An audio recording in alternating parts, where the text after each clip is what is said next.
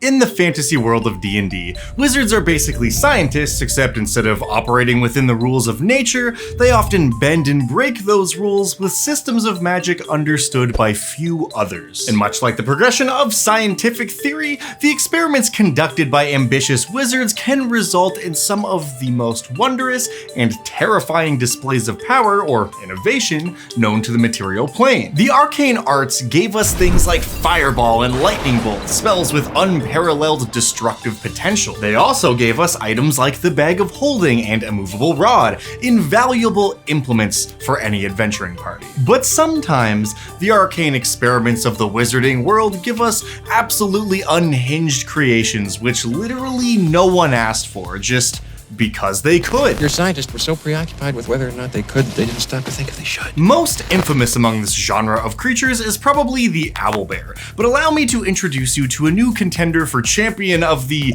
"Oh God, why does this exist" award, the spider horse. As much as it behooves any good YouTuber to bury the lead and keep you guessing at what surprises may exist throughout this video, I gotta be so honest, it's exactly what it sounds like. Some wizard decided that they needed a more efficient way to traverse through the mountains near his wizard tower, and rather than invest in a climber's kit and hit the gym like the rest of us, he attempted to splice a giant spider with a riding horse, thus creating the spider horse, a being with both the speed of a horse and the mobility of a wall-climbing spider. But if that was truly all there was to talk about, this video would be much shorter, which I guess means while I didn't bury the lead, there is a secondary lead, which is hidden at the end of a series of traps and puzzles. What I'm saying is that this video is like a dungeon crawl, and the prize is a spider horse, of course, like it's never been seen before.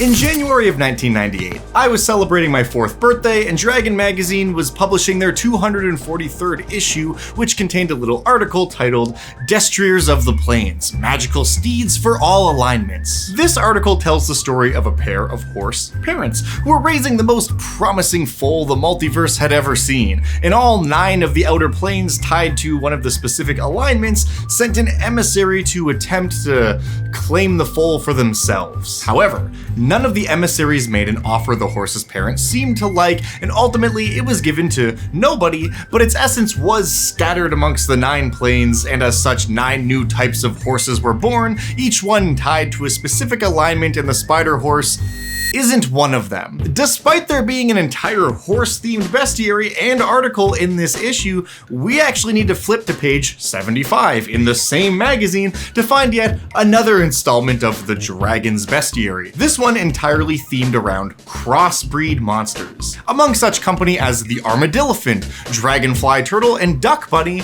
we find the one and only spider horse. Ah, sweet! Man-made horrors beyond my comprehension. This whole bestiary entry leads like a list of creatures from an unlicensed Avatar spin-off. It is so ridiculous in its absolute sincerity, and I love it for that. As I mentioned before, this creature was created by a wizard to serve as a mount for navigating the mountainous regions of the world, because having a creature with the maneuverability of a spider and the speed of a horse on paper seemed like a good idea. And to be fully honest, despite its absolutely horrific appearance, the spider horse was a smashing success. There isn't too much lore in their initial entry beyond a brief explanation about why they were created in the first place, but there are a few interesting tidbits and things that we can build on. First off, the magazine talks about how other horses are skittish around the spider horse for some reason, but this only further endears them to their riders, as they tend to spend more time with them than in the stables. And that has kind of led to spider horses being treated as both beloved pets and mounts alike, which is very cute. As such faithful companions, they are highly valued for their many useful abilities, such as being able to spin webs into makeshift tents to provide shelter on the road. They can also use their webbing to safely lower themselves or other creatures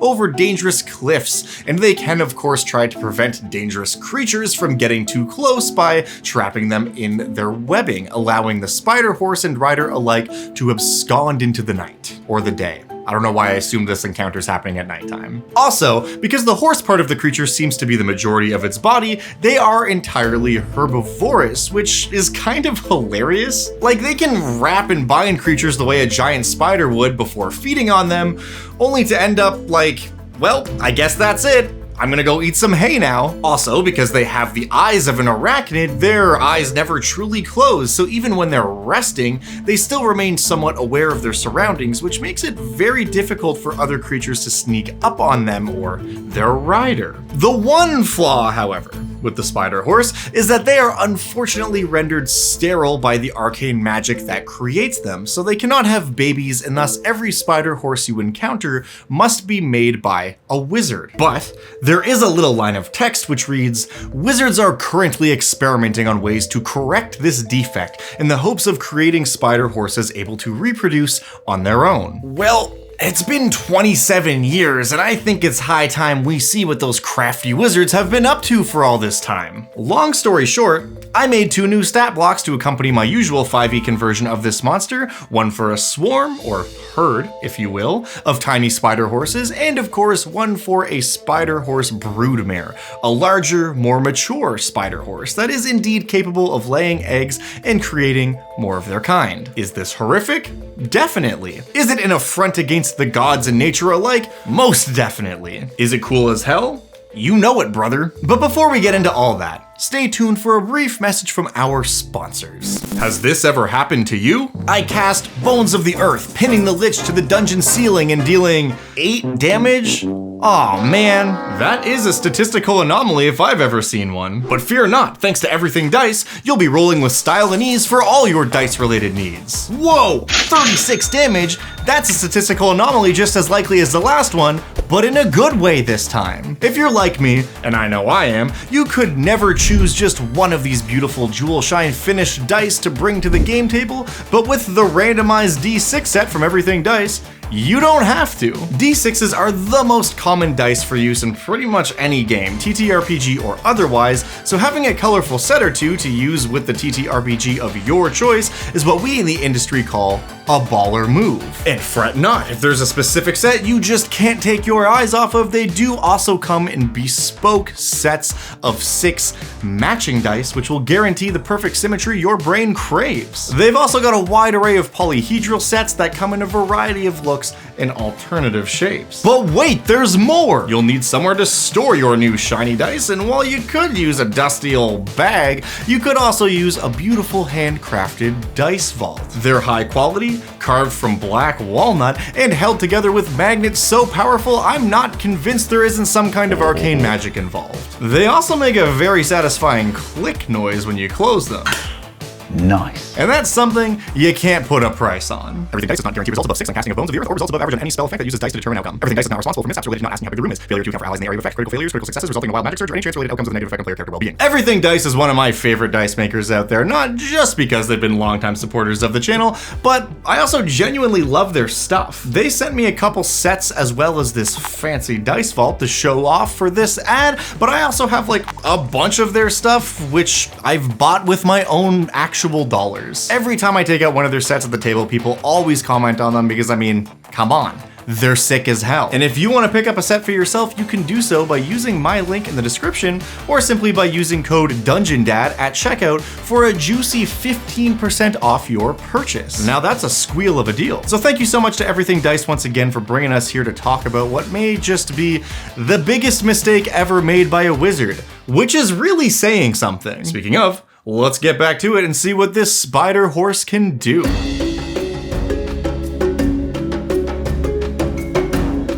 The spider horse itself is a very simple beast, or monstrosity. Clocking in at CR1, it isn't a total pushover, but it's certainly not going to be conquering any worlds in the near future. Do not presume to know my destiny. It does all the things you'd expect, such as having spider climb, being able to go as fast as a horse can, being able to walk on webs, and of course, making both hoof and bite attacks. It is straight up as if you smash the stat block for a giant spider and a horse together, which I guess is exactly what the original creators did, and that all makes sense. The real special thing to note here is that it has the same web attack the giant spider has, but it also has a unique trait called reel in, which is very reminiscent of the roper. Basically, as a bonus action, it can drag someone caught in its webbing up to 30 feet closer to them, which is situational but kind of fun. However, as promised, there are 2 new shiny stat blocks here as well, the first of which being the Swarm of Spider Horses. The Swarm stat block works very similarly to the Swarm of Spiders, except it is quite a bit faster because of the whole horse thing. And to be honest, the primary reason I created them was to be a companion piece for the real threat here, the Spider Horse Broodmare. This stat block is a whopping CR4, which is obviously still firmly in Tier 1, verging on Tier 2, but this Spider Horse is a non-insignificant threat. Its abilities are pretty much the same as the regular Spider Horse, albeit a bit powered up. However, it does have one unique reaction called Swarming Brood. I'll give you one guess what that does. Basically, when a creature hits the Broodmare with a melee attack, she can send a swarm of little spider horses from her body onto that creature, who will of course begin biting and throwing hooves at the aggressor in defense of their ma. A nightmare. You think God stays in heaven because he too lives in fear of what he's created? All in all, still pretty straightforward, but it gives us 3 usable stat blocks with more than enough potential to fit into all kinds of different stories. Because I mean, ultimately the allure of the Spider Horse is what it represents, what it means. It's one of those things you just look at and say, huh, that's not quite right now, is it? I suppose if you did want to have a mega powerful version of this monster who had gained sentience and became a true threat, you could always just take the CR21 stat block for Arasta of the Endless Web from the Theros book, up her move speed, and slap a coat of horse paint on her. Hang on, let me write this down.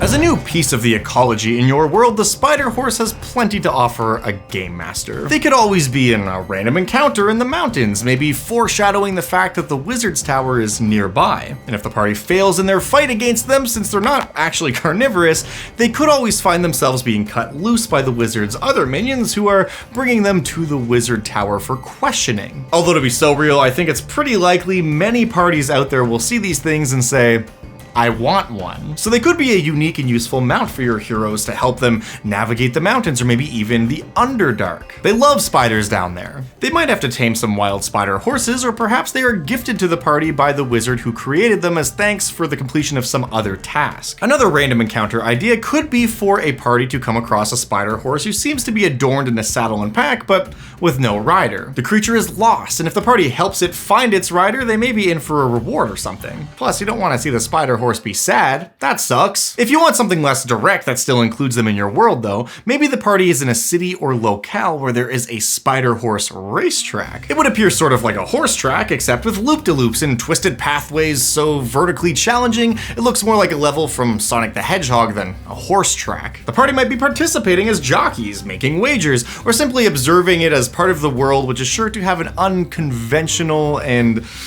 memorable quality. They'll definitely be asking questions. Or perhaps the party is helping a wizard with some kind of task, and that task involves the creation of the first spider horse. This could be how these creatures are introduced to your world to begin with. Or maybe the wizard has already created the creatures, but is actively trying to solve the fertility problem and needs some kind of obscure reagent to aid the process. If the players help them with this task, he promises each one of them a spider horse full for their efforts that is guaranteed to grow up into the most unique mount they've ever had the pleasure of riding into town. Screaming peasants is something you just can't put a price on. But however you choose to use this creature, the spider horse is a weird and very special piece of D&D history, which I sincerely hope you find a way to incorporate into your campaign at home. As always, if you do want to use this monster, a link in the description down below is a Google document which contains its lore and stats, including all the new stuff that I made. And as always, if you're one of my lovely patrons over on the Dungeon Dad Patreon page, you will find the high-res PDF version of its stats, which contain all the same information, but have a bit more flair to them. And speaking of the Patreon, thank you so much to all my patrons who helped make this show possible. Literally couldn't do this without you, which reminds me, it's time for Patron of the Week. Thank you so much to Lord Abatant. Your guardianship over the lands of my Patreon is much appreciated. And thank you so much for watching. As always, if there's a monster you would like to see me cover on the show from a previous edition of D&D, Pathfinder, Morkborg, Fate, for some reason, I don't know, other RPGs, video games, movies, pop culture, or maybe you just want me to come up with stats for a concept that you think would be neat, I don't know. There's no laws. Leave a comment, let me know, and you might just see it show up on an episode of Monster of the Week in the future. Or you could always let me know in the Monster Suggestions channel over in the Dungeon Dad Discord, and it will be added to the Monster Master List, the Master List of Monsters, whatever we're calling that document. And sooner or later, we'll definitely end up on the show. I gotta be so real, at the rate of suggestions, it's likely I'll be doing the show until I'm about 700 years old, but that means there's no shortage of monsters in the future. And if you don't want to miss any of those videos and you're not subscribed already, you should subscribe. It's free and it helps me. It's cool. You get monsters. I get a number that goes up by 1, which tells YouTube that they should show my videos to people. And we all get to live our lives the way the algorithmic gods intended. Also got a couple little news updates for you. First off, I'm going to be at Gamescom Canada next month. I'm going to be running some private games, so if you want to play D&D with me at a table in person and you're gonna be at Gamescom Canada, I'll leave a link to the place where you can check that event out. I think I have one table with like 4 seats left, so check it out. I'm also gonna be participating in the Assault on Lich Keep massive dungeon crawl, huge D&D game. It's very late. I forget all of the correct buzzwords that we agreed upon for the marketing. It's this massive event where there's gonna be a bunch of different tables all running D&D games, which are kind of connected, happening simultaneously. And I'm gonna be there as an NPC interacting with some of the different tables and hopefully helping you guys take down the Lich, who's gonna be played by one of the dungeon dudes who are the guys putting this whole thing together. So if you're gonna be at Gamescom Canada, you wanna play with me, or you wanna participate in this massive D&D experience, check out the link in the description below. And if you can't fit either of those things in your schedule and you're gonna be there and you happen to see me walking around, say hi. That's all I got for you today. Till next time.